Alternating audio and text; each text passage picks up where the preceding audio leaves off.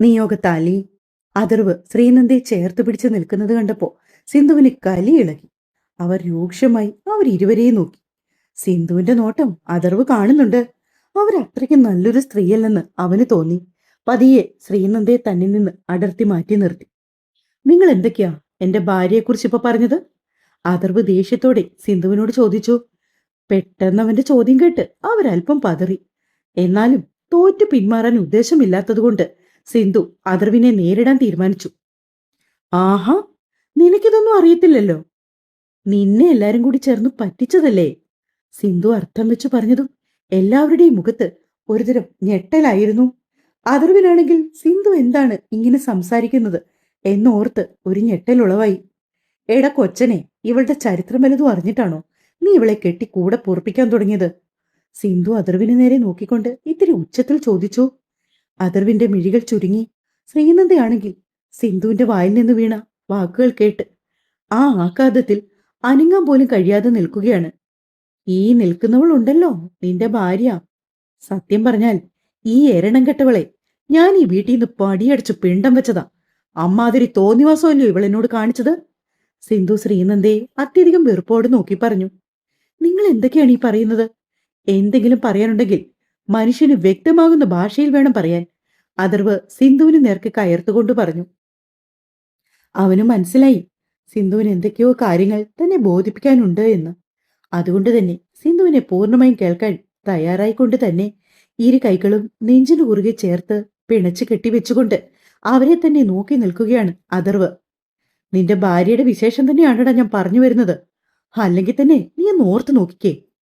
ഈ 20 വയസ്സുള്ള ഇവളെപ്പോലൊരു കൊച്ചു പെണ്ണിനെ നിന്നെപ്പോലെ ഇത്രയും പ്രായമുള്ള ഒരുത്തിനെ കൊണ്ട്, അതും രണ്ടാം കെട്ടുകാരനെ കൊണ്ട് കെട്ടിക്കണമെങ്കിൽ എന്റെ നിവർത്തികേട് എന്തായിരിക്കുമെന്ന് നീ ഒന്ന് ചിന്തിച്ചു നോക്ക്.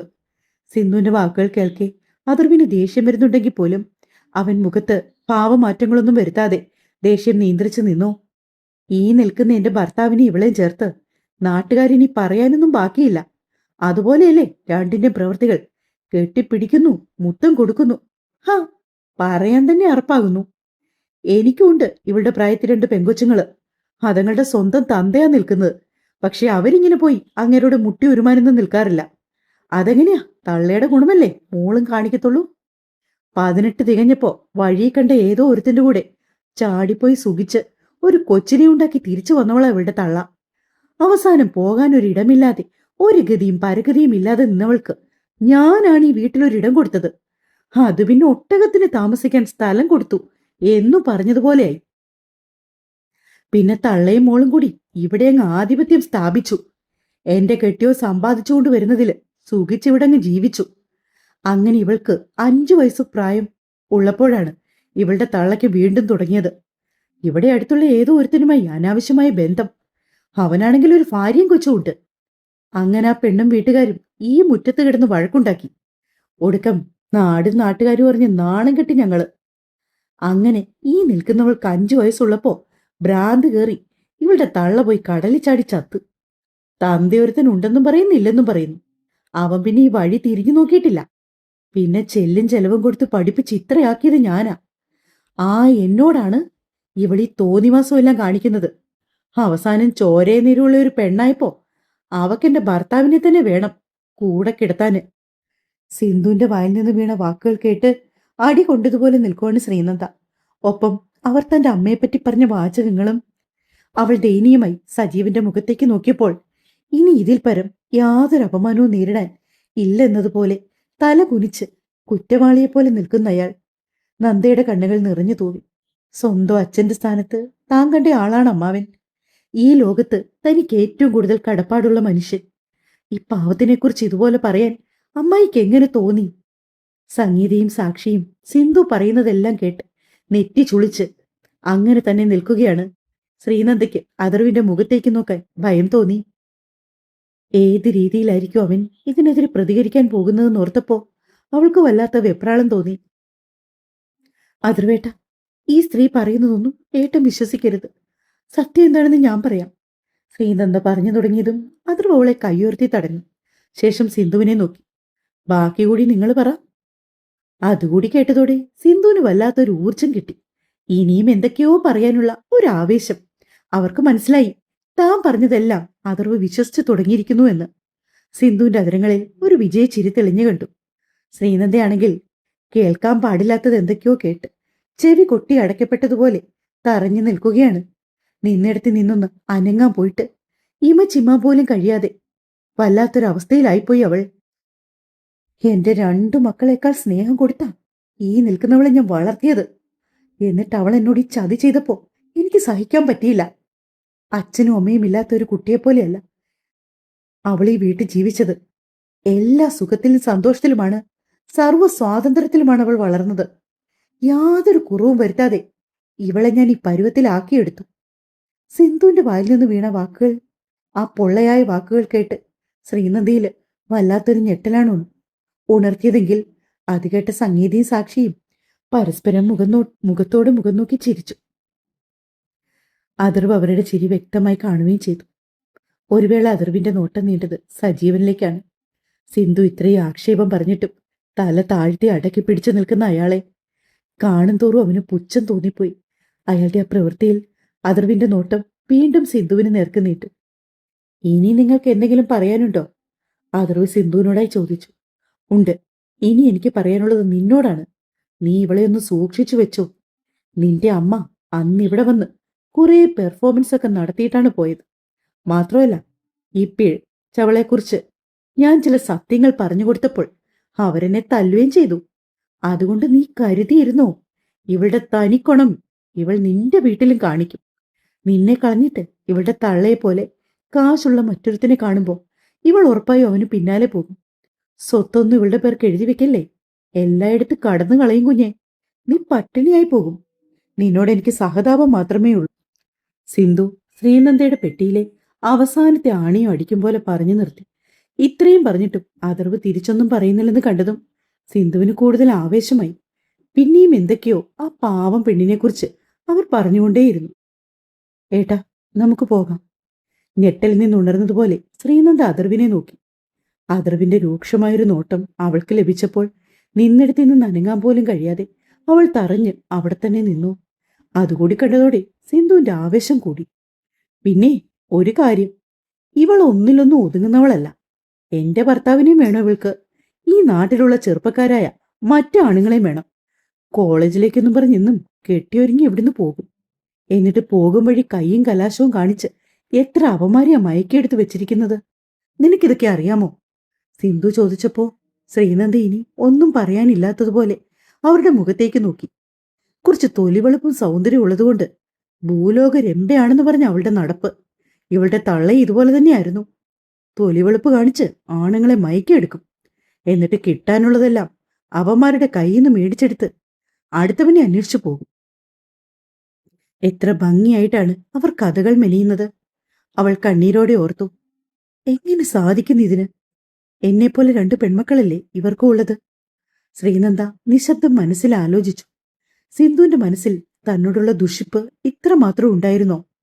അത് ചിന്തിച്ചപ്പോൾ അറിയാതെയെങ്കിലും ശ്രീനന്ദയുടെ മിഴികൾ വീണ്ടും നിറഞ്ഞുപോയി.